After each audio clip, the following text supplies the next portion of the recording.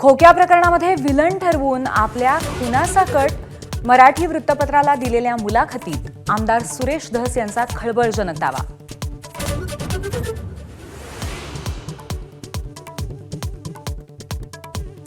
संतोष देशमुखांना अडकवण्यासाठी तयार केलेल्या महिलेच्या मृत्यू प्रकरणी एक जण ताब्यात तर मुख्य आरोपी फरार. कळंबमधील महिलेची हत्या झाल्याचा दमानी यांचा दावा.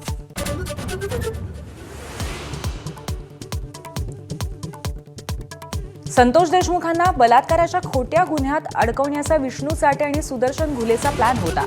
गोपनीय साक्षीदाराची साक्ष एबीपी माझाच्या हाती प्लॅनिंग होताना साक्षीदार उपस्थित असल्याचीही माहिती.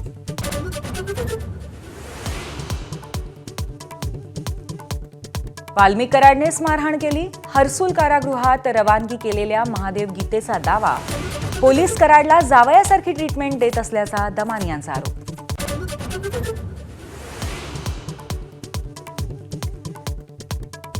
प्रशांत कोरटकरच्या जामीन अर्जावरती आज कोल्हापूर सत्र न्यायालयामध्ये सुनावणी.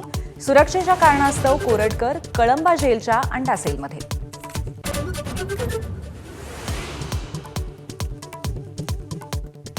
आर्थिक वर्षाच्या शेवटच्या दिवशी तब्बल 177 शासन निर्णय जारी. मंत्रालयामध्ये चाललं रात्री 12 वाजेपर्यंत कामकाज.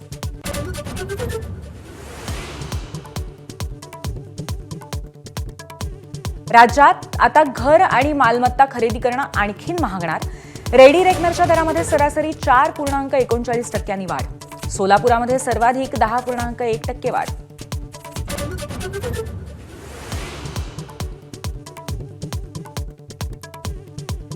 व्यावसायिक गॅस सिलेंडरच्या किमतीत घट. 19 किलोच्या LPG गॅस सिलेंडरच्या किमतीमध्ये 41 रुपयांची कपात. आजपासून नवे दर लागू.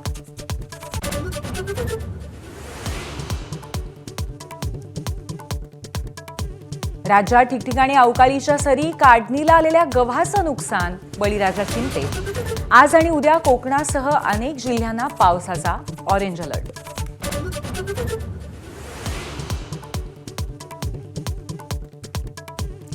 दोन पराभवानंतर अखेर मुंबई इंडियन्सने पाहिलं विजयाचं तोंड. नवोदित अश्विनी कुमार आणि रिकेल्टनच्या कामगिरीच्या जोरावरती कोलकात्यावरती 8 गडी राखून दणदणीत विजय.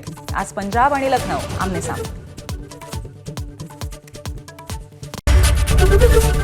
एबीपी माझा, उघडा डोळे बघा नीट.